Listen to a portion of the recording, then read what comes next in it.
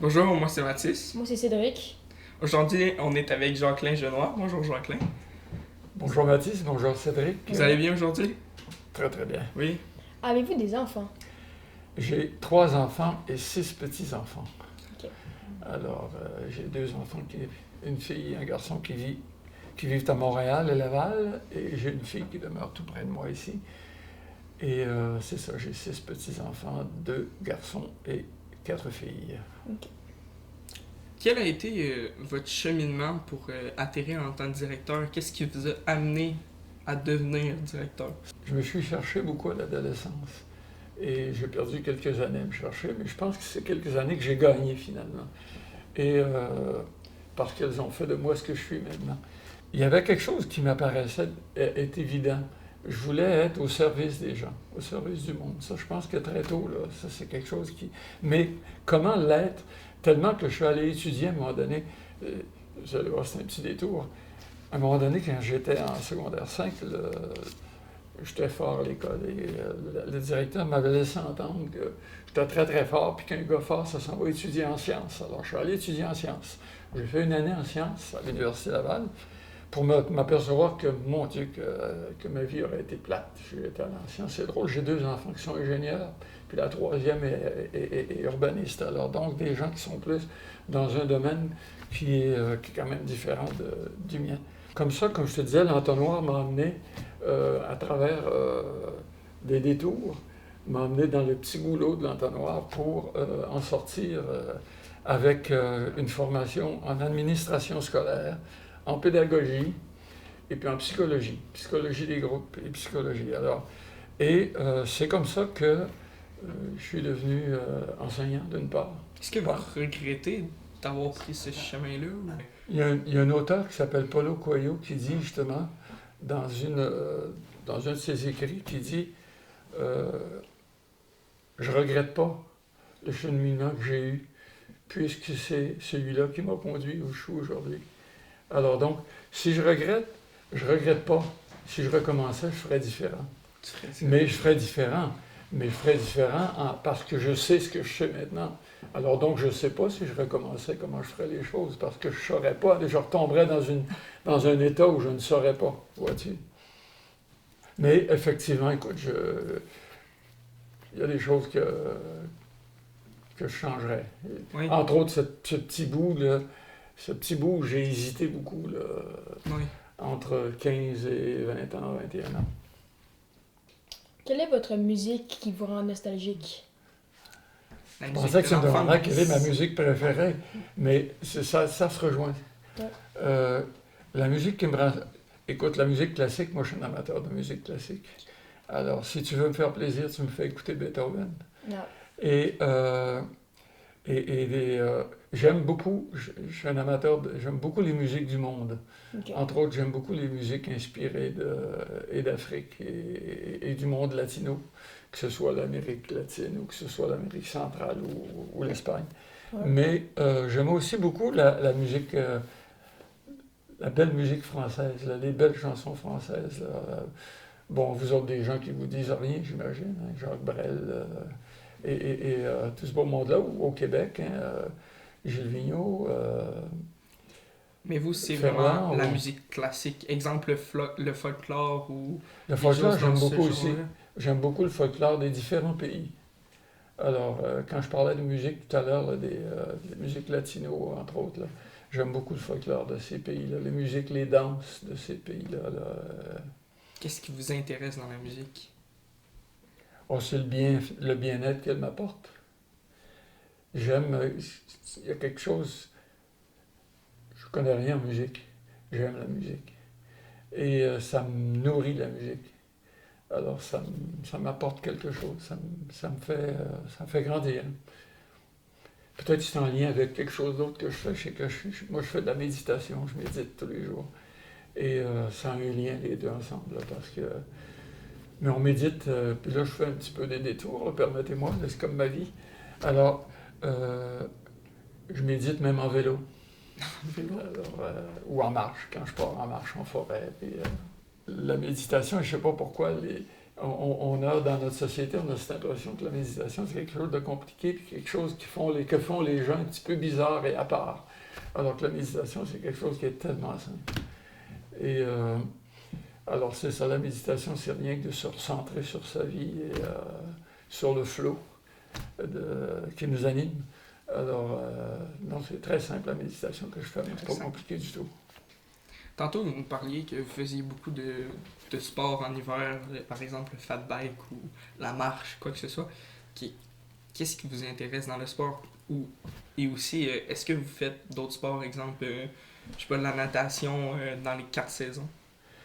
Je suis sportif en fait, je suis sportif et je suis amateur de plein air. Alors, et je fais la nuance parce que j'aime bien faire mon sport dehors. Alors, en bas, j'ai un petit gymnase, et puis c'est quand il fait pas beau et quand il fait moins 30 comme la semaine dernière, là, je m'entraîne là-dessus. Mais pour moi, l'entraînement, c'est important. Et peut-être que ça a toujours été important pour moi, depuis toujours. Je suis sportif et amateur de plein air et amateur de liberté. Ça, c'est important pour moi. Et ce que m'apporte, toujours un peu peut-être autour de la méditation, mais ce que ça m'apporte la santé, ça m'apporte le bien-être, ça m'apporte la vie. Se sentir vivant. Puis j'ai un vieil ami qui est mort à 95 ans et puis qui n'a abandonné qu'à 3 mois avant sa mort parce qu'il était malade, mais qui était en vie jusque-là. Puis il avait 90 ans et on faisait du vélo ensemble. Alors, ramène-moi là dans le Quelle a été votre dans le bon première chemin. marque de voiture? Ça t'a marqué un peu, là. Beaucoup. Alors, effectivement, j'avais une voiture que peu de gens avaient. J'avais une Carmen Ghia. C'était ma première voiture.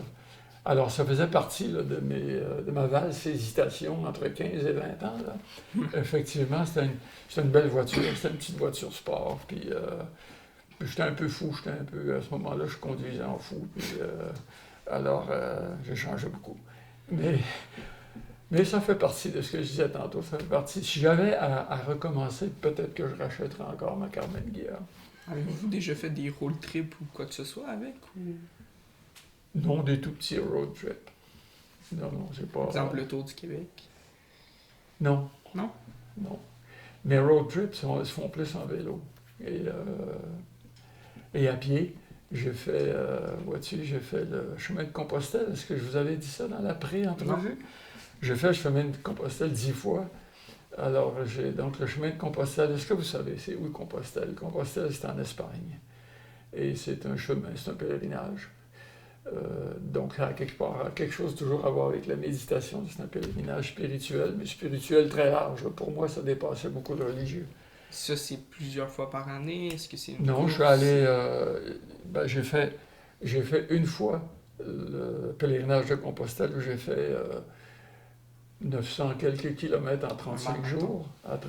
Non, c'était une marche tranquille, une marche seule, en silence. Et après ça, je suis devenu guide sur la route de Compostelle. Alors, je parle espagnol et puis je suis allé donc... j'ai accompagné des groupes québécois sur la route de Compostelle. Alors, j'ai fait ça une dizaine de fois. Le prix de l'essence, il était à combien exactement? Faut que je t'avoue que... En fait, ta question, elle permet de préciser des choses importantes. Oui. C'est que le prix de l'essence était très bas, puis le prix de tout était très bas. Oui. Mais on gagnait très bas. On aussi. gagnait des salaires très, très bas. Alors, tout compte fait, là, le prix de l'essence à l'époque, il doit être à peu près en proportion avec aujourd'hui, parce qu'aujourd'hui, on gagne beaucoup plus, on a beaucoup plus de sous. Tout coûte plus cher. Tu sais, parce que tu aurais pu me poser la question avec une livre de beurre aussi. Qu'est-ce qu'elle coûtait au lieu de 4 $ aujourd'hui à peu près? Là? Combien elle coûtait à l'époque? 25 sous, 50 sous, 37 sous, je ne sais pas. Mais effectivement, tout est relatif. Hein? Tout à l'heure, vous nous disiez que vous aviez été directeur. Oui. Moi, je me posais comme question, dans ce temps-là, est-ce qu'on avait le droit de fumer en classe ou dans l'école? C'était un petit peu la mode? Ta question est intéressante et amusante. Effectivement, dans l'école, les élèves n'avaient pas le droit de fumer. Les enseignants avaient le droit de fumer. Les personnels avaient le droit de fumer. Et il y en a qui fumaient même en classe à l'époque. Alors, moi, très tôt, très tôt, c'est drôle, je ne sais pas pourquoi, par mes lectures, j'imagine, et tout ça, très tôt dans ma vie, j'avais peur du cancer. Pourtant, à l'époque, on n'en parlait pas tant que ça. Sauf que j'étais très, très sportif, mais j'étais fumeur quand j'étais adolescent. Alors, je fumais, et puis, déjà, je sentais que ça avait sur moi un effet délétère, un mauvais effet, un effet négatif. Alors, donc, j'ai arrêté de fumer très tôt. J'ai arrêté de fumer à 25 ans. Et puis, j'ai toujours eu cette préoccupation d'aider les autres à arrêter de fumer. Est-ce que ça vous a pris un long moment, arrêter de fumer, plusieurs essais? Non, ça a été vite. Mais effectivement, non, ça a été assez rapide et je veux dire, j'avais une motivation pour arrêter de fumer. Ma femme est enceinte, elle allait donner naissance à ma plus vieille, à ma fille la plus vieille, Isabelle. Et quand Isabelle est rentrée dans la maison après sa naissance, ça a coïncidé avec mon arrêt de fumer. Alors, j'avais donc une motivation là, pour ne pas, il y a très très longtemps, j'avais déjà cette préoccupation de ne pas enfumer mes enfants. Et à l'école, donc, en 1995, je me souviens, j'ai pris ma retraite en 2000. Alors, en 1995, j'avais mis en place un comité pour qu'on arrête de fumer, que le personnel arrête de fumer dans l'école et qu'ils aillent fumer comme les élèves dehors. Alors, ça avait, évidemment, comme toutes ces démarches-là, hein, il y a des gens pour, il y a des gens contre, mais finalement, on avait arrêté de fumer. Ça avait fonctionné. Tout le monde à ce moment-là, en 1995. Alors, depuis 1995, on ne fume plus dans l'école secondaire où j'avais. Mais très tôt, quand je suis arrivé, au début de ma carrière à l'école, après avoir été enseignant quelques années, je suis devenu directeur de vie étudiante. Et il y avait des distributrices de cigarettes dans l'école, incroyable, et des distributrices de liqueurs. Et je m'étais battu à l'époque, et c'est une victoire que j'avais eue, pour faire sortir toutes les distributrices de l'école. Liqueurs, cigarettes et tout ça. Et ça, on avait très tôt. Et pourtant, le directeur de l'époque était un gros fumeur. Est-ce que vous avez déjà eu des problèmes avec les élèves à cause de la cigarette ou...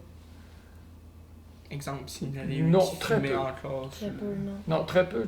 Non, ma façon d'agir est beaucoup d'être à l'écoute et puis de travailler avec le monde, puis de travailler avec le gros bon sens. Okay, ouais. Et puis de faire confiance aux gens.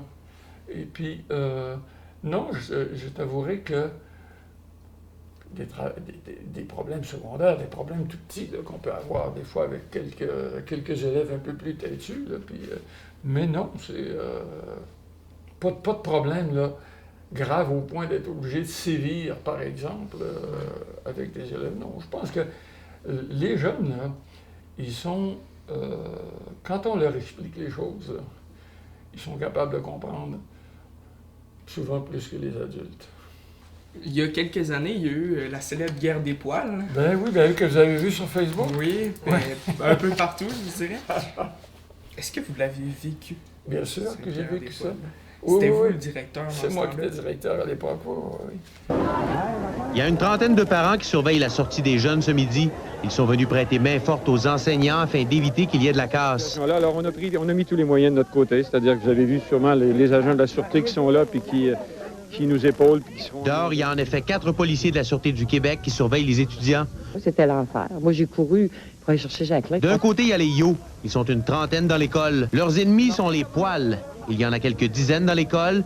Ben, c'était une de ces épisodes palpitants de ma carrière passionnante là, comme directeur d'école. Une journaliste à Radio-Canada m'avait dit, vous avez l'air d'un bon père de famille. Parce qu'au fond, j'avais vécu ça rien que j'étais allé dans l'école, j'étais avec les élèves, on en parlait. Puis j'essayais de dédramatiser puis de faire en sorte que qu'il n'y ait pas de panique là, qui s'installe. Mais de base, c'était juste une banale guerre entre... Ah oui, effectivement. Sauf que à un moment donné, il y a toujours des gens là-dedans qui sont un petit peu plus radicaux, puis qui sont prêts à aller toujours un petit peu plus loin. Ça fait partie de la vie normale, ça, d'un directeur d'école ou de la vie d'une école. C'est normal qu'il y ait de la vie dans une école, puis que des fois, il y ait des exagérations. Puis... Et comment vous avez géré ça avec... parce qu'on le sait qu'il y a des personnes qui ont amené des armes à l'école, par exemple des battes de baseball ou des barres à clous. Toujours avec la même attitude. Écoute, je pense qu'il... De toute façon, celui qui fait ça, il sait qu'il fait quelque chose qui n'est pas correct. Là. Il pense pas, lui-là, que c'est quelque chose de correct qu'il fait. Il le fait parce que il y a quelque chose... D'abord, il n'est pas bien. Il n'est pas bien dans sa peau, il n'est pas bien dans l'école. Il y a quelque chose qui explique ce pourquoi. Il apporte ça. J'ai vu à un moment donné, ça m'est arrivé d'arriver sur un échange entre des élèves, puis il y en avait un qui avait un couteau. Et puis, alors, au fond, c'est généralement de se parler, d'être calme, et d'abord d'amener la personne à l'écart avec toi. Et puis, mon style n'était pas de le planter dans le mur, parce que des fois, les élèves étaient plus costauds que moi, mais c'est beaucoup plus de prendre le temps d'échanger sur le geste qu'il pose, puis surtout de voir pourquoi il le fait, puis comment on peut l'aider, parce que souvent, cette personne-là a besoin d'aide. J'ai jamais bousculé un élève. Et je disais tout à l'heure, je vous disais, les élèves me tutoyaient, mais jamais un élève n'a été impoli envers moi, parce que je pense que j'ai jamais été impoli envers un élève. Un élève qui a la difficulté, un élève difficile, c'est un élève qui a besoin qu'on l'aide. Est-ce que vous avez déjà vu quelqu'un consommer de la drogue à l'école? Ou, Bien sûr. Bien sûr. Oui, puis on a eu à vivre. À un moment donné, il faut poser des gestes. Hein. Et c'est pas parce qu'on est bon, parce qu'on a une approche où on écoute et puis qu'on aime les gens pour qui on est là, les élèves et les membres du personnel. C'est pas parce qu'on les aime qu'on fait rien. Okay. Ça, c'est extrêmement important. Quand des gens se conduisent mal, il y a des conséquences aux gestes que l'on pose. Alors, effectivement, il m'est arrivé de transférer des dossiers de drogue à la police. Okay. Et puis oui, ça crée des problèmes, mais il y a un jour un élève qui est venu me dire, quelques années après, il me dit, c'est un élève qui effectivement qui prenait la drogue, qui en vendait, tout ça, qui est venu me dire merci Jacqueline pour la façon dont tu t'es comporté avec moi quand à un moment donné la police est venue me chercher, tout ça, que tu m'avais mis à l'écart et que... Alors, c'est ça. Donc, je pense que dans la vie, ce qui est important, c'est il y a une valeur qui est tellement importante, le respect de l'autre. Mais est-ce que c'était fréquent à l'école? Est-ce qu'il y avait beaucoup de la drogue, ou est-ce que c'était fréquent ou il y en avait très peu? Il y a des moments où il y en avait plus. Je te dirais qu'il n'y en a jamais eu énormément, je crois. Mais ça encore, il faut faire attention. Un directeur peut ne pas savoir un paquet de choses qui se passent dans sa boîte. On avait développé à l'école une belle relation avec la police, avec la Sûreté du Québec. Et la Sûreté, quand elle venait, généralement, c'était les mêmes agents. Et puis, c'était des gens qui avaient une préoccupation éducative. Alors, ils ne venaient pas d'une façon répressive. Ils venaient, puis ils prenaient le temps. On leur donnait des locaux, de s'asseoir avec les jeunes, prendre le temps d'échanger, de parler, puis de la gravité, des conséquences et tout ça. Pourquoi voulez-vous autant aider les jeunes? Je vais te répondre. Et c'est drôle parce que cette question-là m'a été posée plusieurs fois. Des jeunes me posent la question, des fois. Et des fois, je disais à Frédéric, je réunissais les élèves 3-4 fois par année, par niveau, parce qu'il n'y avait pas de place pour mettre tout le monde dans l'auditorium. Et puis, pour parler avec eux de la vie de l'école. Et je leur disais, à la question que tu me poses là, je disais, je vais vous répondre une réponse qui va vous laisser peut-être un peu pantois, parce que je vous aime. C'est tout. Alors, bon, je pense que j'ai toujours aimé le monde. Je pense que j'ai, quelque part, un côté un peu missionnaire. Et puis, alors donc, je vous disais tout à l'heure, moi j'ai aimé passionnément les années que j'ai vécues dans cette école, puis dans d'autres dossiers aussi, parce que j'ai été appelé à un moment donné à quitter la direction de l'école pour faire autre chose. Okay. Mais pourquoi? Non, je pense qu'écoute, c'est parce que j'aime le monde, j'aime les jeunes, et je crois en la jeunesse. Okay. Et je crois qu'il faut...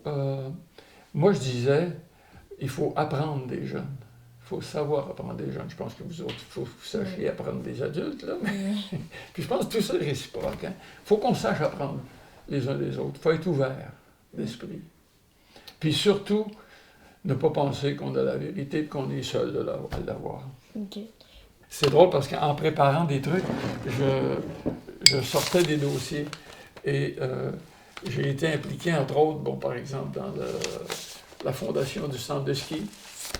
Au moment où l'aréna était bâtie, j'étais président de la société, de la commission intermunicipale des loisirs.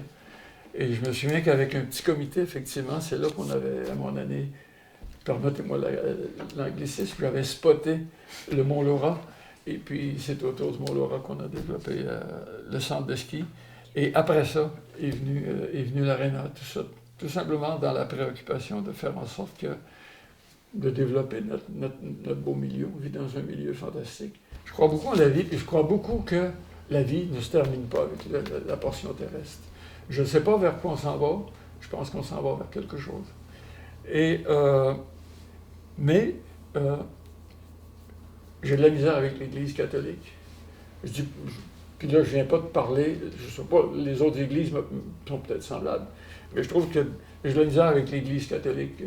Je trouve qu'on est un petit peu floué à ce niveau-là, et que, oui, j'aurais voulu faire que des changements surviennent dans l'Église. J'aurais voulu, en tout cas, entre autres, le célibat, que les femmes, la prêtrise chez les femmes, que les femmes aient un accès aussi facile que les hommes à la prêtrise. Bon, toute l'attitude de l'Église face au divorce, face à l'avortement, face aux différentes préoccupations sociales. Au fond, la fermeture de l'Église, c'est ça avec quoi j'ai de la difficulté. Donc, je suis croyant. J'avouerai que le Christ est un personnage qui me fascine. Et il me fascine parce que l'Église catholique est complètement le contraire de ce que le Christ a été. Et c'est drôle que l'Église catholique nous parle toujours du Christ, sauf que s'il y a un organisme ou s'il y a des gens qui n'imitent pas le Christ, c'est eux. Alors donc... Qu'est-ce que tu veux dire par... Parce que le Christ est un homme simple, un homme bon, un homme aimant, alors qu'on ne sent pas ça beaucoup dans l'Église. On sent plutôt une Église dominante qui... avec des évêques qui arrivent avec leurs gros chapeaux et puis qui regardent le monde de haut et tout ça, c'est quelque chose avec lequel j'ai des fichus de problèmes. Alors donc, croyant, oui, mais avec beaucoup de points d'interrogation et d'exclamation. Ouais. Alors, mais oui, j'aime le modèle du Christ, le personnage qu'il a été. Le personnage bon, ouvert aux autres, généreux, qui ne juge pas, qui aime.